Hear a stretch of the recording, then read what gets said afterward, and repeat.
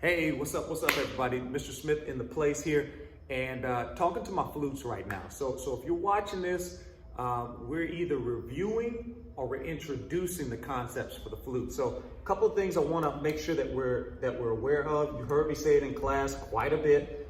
These instruments are not toys, but they're finely tuned machines, and we want to make sure that we're conscientious, that we're diligent about them. And part of that is making sure in class that we assemble them on the floor. Now, for the sake of demonstrating today, I'm going to keep this one on my lap.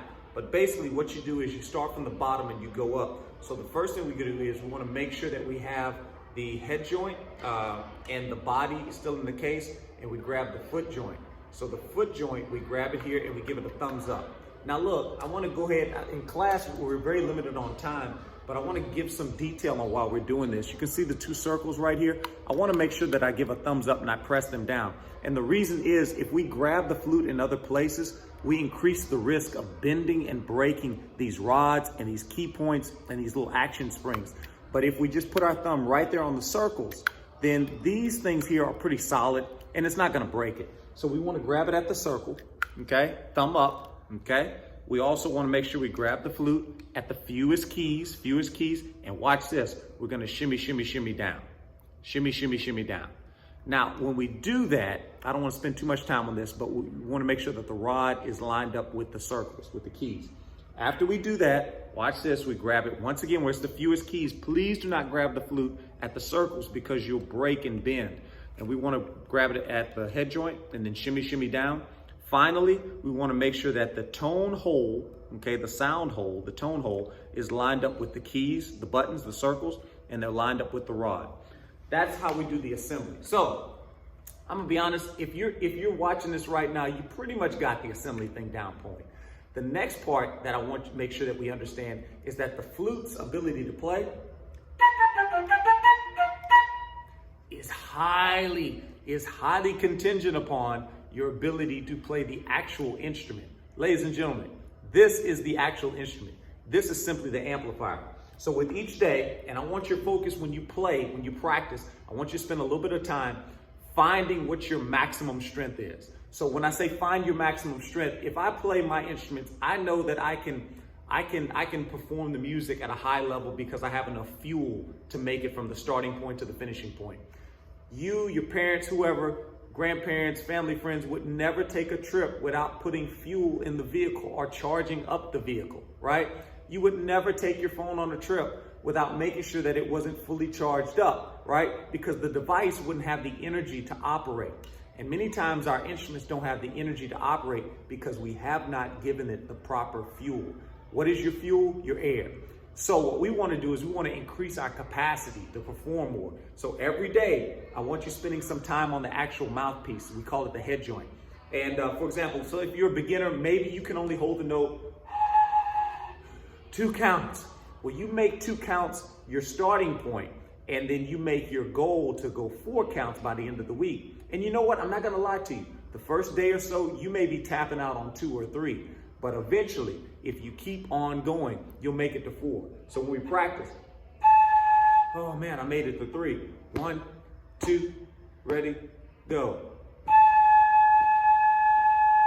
Oh man, I almost made it to 4. Then the next day you keep working at it. Now, I'm not saying that you have to spend the whole time making these sounds on the mouthpiece. What I am saying is every time you practice, just like the football team before they go out to play, they do the warm-ups. Just like the volleyball team before they start the game, they do the warm-ups. Before the cross-country meet, they stretch, they're doing the warm-ups. I need you to do this as your warm-up, okay? So every day before you play, spend 2 or 3 minutes, 5 minutes, just working on the mouthpiece and head joint. And watch this, after a while, you're gonna increase your speed. Now I'm gonna give you an advanced tip, okay? So for my folks out there that maybe are returning members, the next level of head joint practice, mouthpiece practice, is putting vibrato with it. So when you do the vibrato, that's gonna sound like this.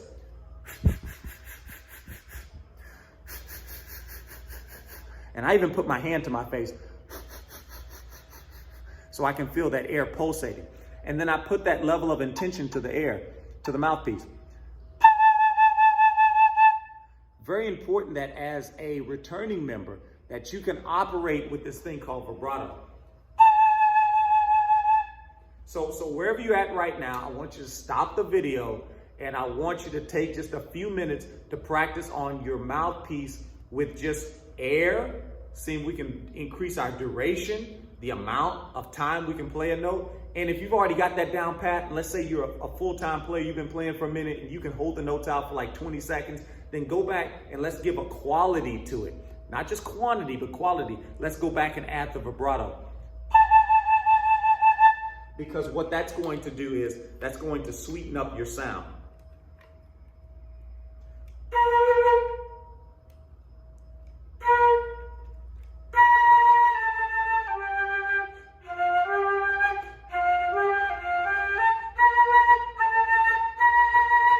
Going to give it that sweet singing quality, and I want you to work on that. So stop the video and work on your duration, your length, and the quality of it. All right, I'll be right back. Okay, so I'm trusting you stop the video. So now watch this. Now we're at our next level of play, and at this point, you got the book. Okay, we want to make sure that we have the holding of the instrument proper. The horn carriage, we call that carriage, okay? So carriage, like a horse and carriage, the way we carry the instrument. So a couple key things. Whenever you play the flute, we don't put our arms on our body, okay? We don't want to be crunched. We want to be out, right? And so in order to do that, I need the flute angled straight across. Not dip down, not too far up, but straight across. Why? Because we want to make sure it feels just like it did on the head joint. See, the thing about the head joint is, I'll come in close. If I play it, I can do everything right. But if that tone hole is not lined up right below the little point, the little beak to our lip right there, if it's not lined up right there, if our top lip is not pointing right down to the tone hole, then we're not going to get the right sound. Also notice that I poke my bottom lip out and I blow across. I don't blow into the tone hole. I blow across it. And most importantly, when I put it together, I want to make sure that I feel that tone hole at the bottom. I want to make sure that I feel it and I'm blowing across it. Also, I want to make sure I got a sad face when I play the flute. I don't want to smile. You wipe that smile off your face. You wipe the smile off your face. I need the frown. So that's why I always like to affectionately say flutes, pout, poke that bottom lip out, and poo, poo. We're pouting, poo.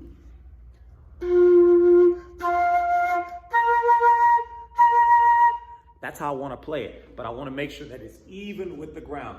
Now look, if you're a first-year flute player, I get it, your arm's gonna hurt. That's why I need you to practice every day so you can build up the strength and it doesn't feel so painful. But I'm gonna be real with you guys, it's not gonna kill you. It's just gonna be highly uncomfortable the first day or so. But if you practice, if you're a winner and you practice every day and you're putting that level of attention in, you're gonna be making great sound. So look, I want to just talk you through one quick thing, and then I'm gonna let you practice on your own, and then you come back and we'll look at level 2 for this. Watch this, watch this. When we're looking in our book, a couple things I want you to be aware of. The first thing we have to develop is our ability to play the long tones, the long sounds. Tone is just another word for sound. So you can see right here that there's this special note that has an arrow on it. That's because this note is not just 4 counts like a whole note would be. This note is a challenge. This note is a challenge. It is literally challenging you to see how long can you play. So I want to see, especially if you're like a flute player, I want to see, can you go 4 counts? Can you go 6 counts? Man, I think you need to push yourself. Can you go 8 counts? And then allow yourself the opportunity to rest and recover. But look, do me a favor. Don't rest like this. Between the notes, like if you hold the note out, rest. Don't put the flute down. Don't put it down. Do this for me. Rest and keep that flute to your face, because if you move, it's going to be hard for you to find that tone hole again. So rest, but keep the flute up. And then when you're ready, when you've caught your breath, come back in and do 8 more counts. Or however many counts you can do, okay? That's how I want you to do the odd numbers. And you'll see on the odd numbers, number 1, number 3, number 5, and even on to the next page, it's simply just you holding the note. And watch this. Listen, one more thing, guys. When you play, if you flip to the very back of the book, like look, I'm gonna show you. the very, very back of the book, like the last cover, the last page, you'll see that there's a website address there. I want you to do this for me. I want you to go to the website, okay? www.essentialelementsinteractive.com. I want you to go to the website, and I want you to choose the student icon. I want you to create your account. I want you to put the code in, okay? And the code, you can find the code. Guys, every book has a code. In the front, there's a code right there. But I want you to go back, and I want you to put the code in. And then watch this. You have studios, you have resources, and most importantly, there is actually a flute player that's playing along. And I want you to model and copy that flute player and see if you can keep up with them and if you can make the same sounds they're making. That's what I want you to do. So you're not playing by yourself. So when you're at home practicing, I want you to play this long tone, but I also want you to play along with the recording. And then look, a couple other things too. If you'll notice, there's the fingering chart right here. So for my new folks, the fingering chart literally tells you where to place your fingers. And you can see right there, there's 1, 2, 3 circles that are filled in. And then there's a little teardrop key on the back. So let me show you what that means. 1, 2, 3 is basically on the flute, 1, skip a key, 2, 3. I'm gonna say that again. When they say 1, 2, 3 on the front, it means don't press this one. We never press this one. It's 1, skip a key, 2, 3, okay? On the back, there's that teardrop key right there. And I'm gonna turn it so you can see it. See, there's one up here. We don't worry about that one. We worry about this one right now, okay? That's the one we wanna press, okay? So that's the one right there. That's the one. Now there's an empty circle at the top. Watch this. When we do the flute thing, you see that little empty circle at the top right there? And then they have the teardrop key filled in. The empty circle is this key right here, and the teardrop key is the one that's right below it. So I want you to play around with that at home. We'll go over it in class some more. But just to clarify, 1, skip a key, 2, 3. That's the 3 holes right here. And then as you can see, there's a line. Look right there. Look right there. See if you can see that. See if you can see that for me. There's 1, 2, 3, and then there's a line, and then there's another key. The line tells me that that's the second hand. Okay, imagine that there's an imaginary line right here. So it's 1, 2, 3, imaginary line, and then I press this key. Okay? Okay, you see that? I'm gonna hold it back so you guys can see it. 1, skip a key, 2, 3, and then this key. Now I have 2 other keys, because remember it's 1, 2, 3. But for this particular note, F, I'm only gonna press 1, 2, 3, and then 1 right here. Now the last thing you need to know when you're trying to play your first note F is, look at that fingering chart. There's a little, it looks like a comma or a apostrophe or something like that. That is the thumb key, or excuse me, the pinky key, pinky key. So it's 1, 2, 3. My thumb is pressing that teardrop key in the back. I have first finger here, and then I have pinky key right there, okay? Now don't worry, that's a lot, but we're gonna cover that in class. That's why it's important that we work together in class and we're focused. So if you play this note with these keys, now watch, whenever you start to play, your fingers have to already be set. Like you have to squeeze them down and hold them down. You can't let up, you can't let them wiggle. They have to stay down. And I need you to hold that flute up, just like you did when it was the mouthpiece, the head joint. And we're gonna pout, make our faces sad, and we're gonna think poo, or in this case, two. Rest, rest, rest.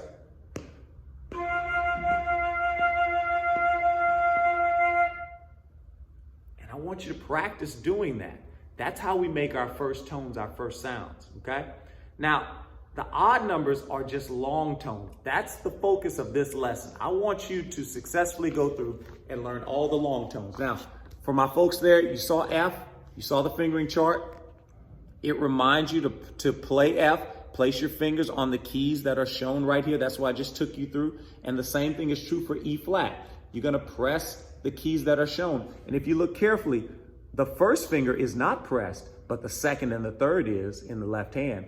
And then in the other hand, 1, 2, 3, and the pinky key. Now I went fast, okay, but I'll break it down for you. Remember, at the top, it's 1, 2, 3. 1, skip a key, 2, 3. In the second hand, it's 1, 2, 3, and then the pinky key. So what I'm telling you is on the back, there's that teardrop key for your thumb, but in this case, we press all those fingers down except for the first finger. I like to say, we're number one. We're number one. E flat, it's the key of victory. We're number one, meaning I press down all the fingers. I have all these fingers pressed, even the thumb, except for the first finger. I leave it up. and I hold the instrument the proper way. I make sure that I feel that tone hole on my lip. And that's E flat. And you would go through the same exercise. You'd play a long tone, you'd rest and play another one. And then after we do that, watch this. Now I go down to D. Now D is just like E flat. The first finger is not pressed, but then watch this. We don't press the pinky key either, okay? So remember E flat was 1, 2, 3, 1, 2, 3, pinky key, back key. I picked up the first finger, we're number one. Watch this. Now I pick up this one. It's like a cow. It's got the bull horns right there, all right? So I pick up the outside finger and the outside pinky, and that makes D.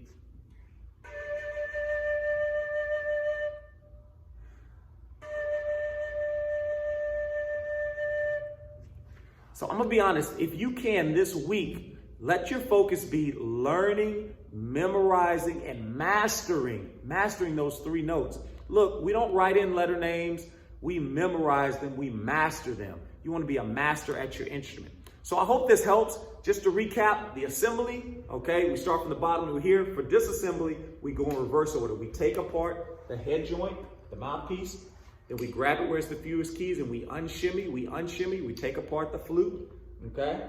Call that the body. Put that in the case. If you notice, I'm doing mine on the floor like you're supposed to. And then I put the foot joint in here as well. And then I close it up. Make sure that when we close it up, it's latched up too. It's actually locked because we don't want to accidentally pick it up and it goes spilling all over the floor. So just to recap, guys, whenever you're looking in your book, okay, we want to make sure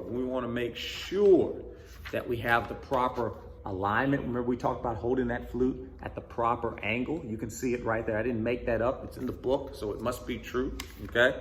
We also talked about the mouthpiece work, okay? How we want to play on the mouthpiece. We want to rest and we want to play on the mouthpiece again. And I think your goal should be to see if you can go 8 counts making that sound, okay?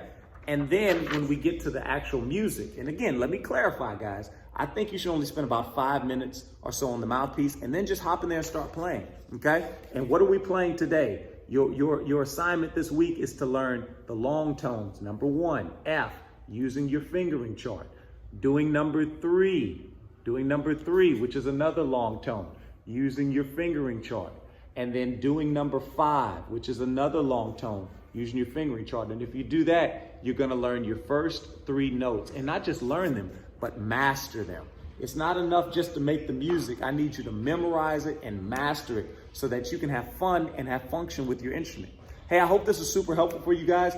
Put in the comments if you have any questions, any comments. I know folks from all over the country use these videos, but this is specifically for you. I hope it's a benefit to you, and I'll be back with more in the days to come. Until next time, guys, keep on going. Don't forget band together. What does band stand for? Simply stands for be your best, aim for success, never settle for less than your best, and demand excellence. But remember, it all comes down to your ability to never settle for less than your best.